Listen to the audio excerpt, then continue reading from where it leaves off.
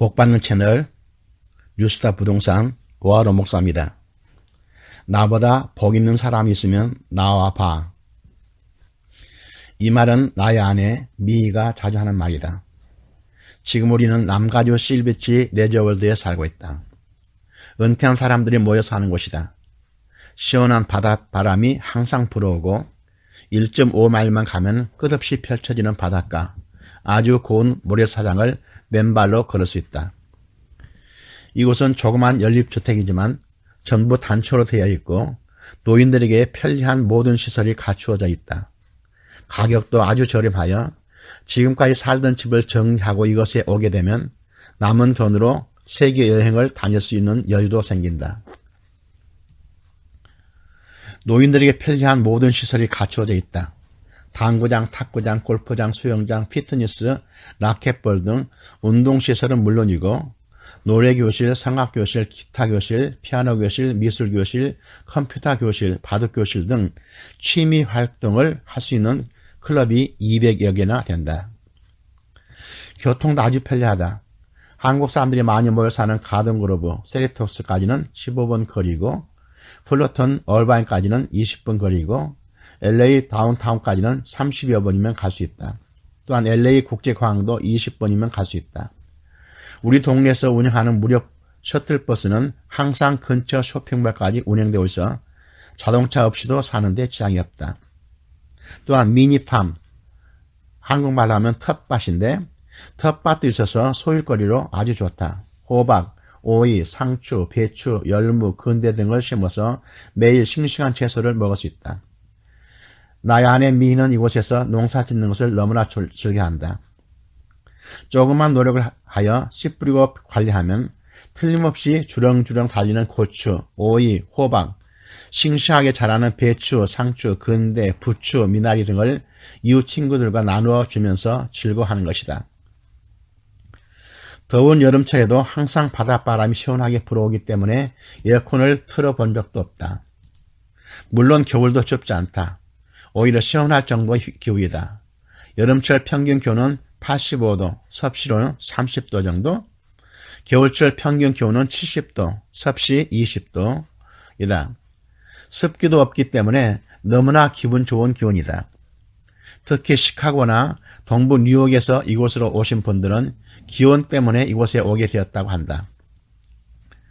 그리고 공기가 그렇게 맑을 수 없다. 끝없는 태평양 바닷가에서 불어오는 상쾌한 바닷바람은 콧구멍을 넓게 만들어주며 가슴이 뻥 뚫리는 듯 시원하게 만든다.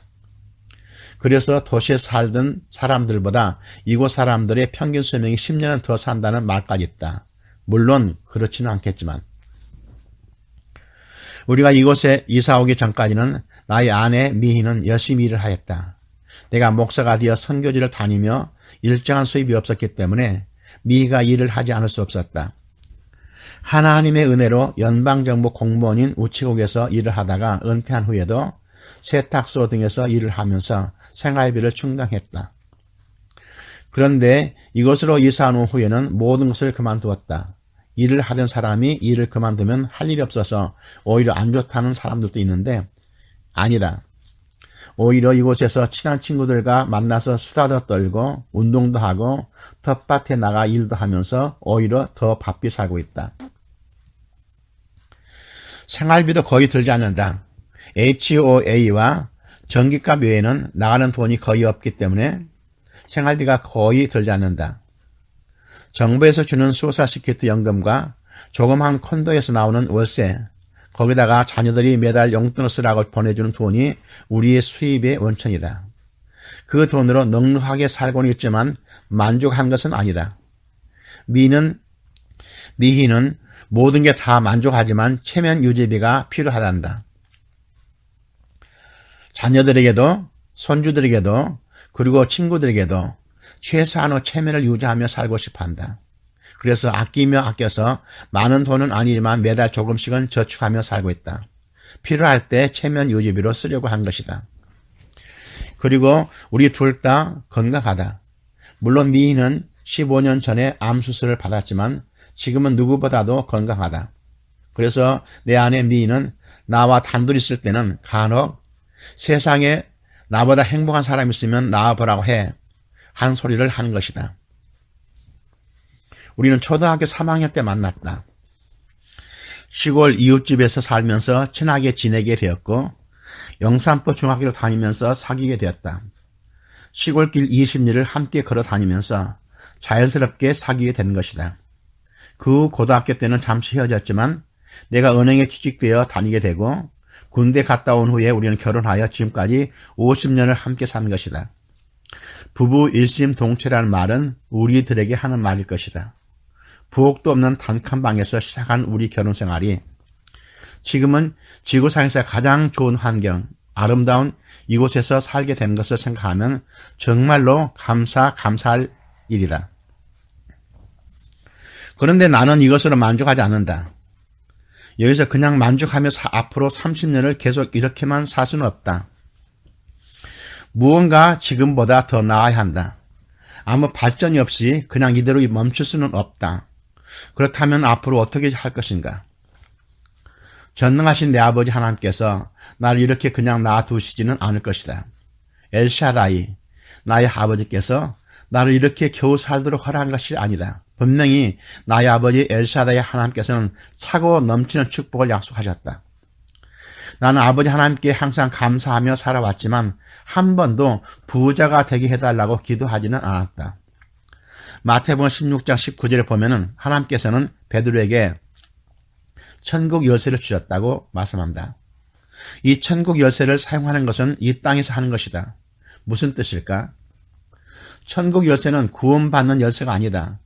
천국 열쇠는 이미 구원받은 하나님의 자녀들을 위해서 준비되어 있는 천국에 있는 부화 창고를 여는 열쇠를 말한다. 이 천국 부화를 얻는 방법은 오직 기도뿐이다. 너희가 얻지 못하면 구하지 아니함이라고 하셨다. 그래서 나는 이제 기도한다. 아버지 하나님, 나를 부자로 만들어 주옵소서. 하늘나라 확장을 위해서 마음껏 사용하겠습니다. 너희는 먼저 그의 나라와 그 일을 구하라. 그리하면 이 모든 것을 너희에게 더 하시리라.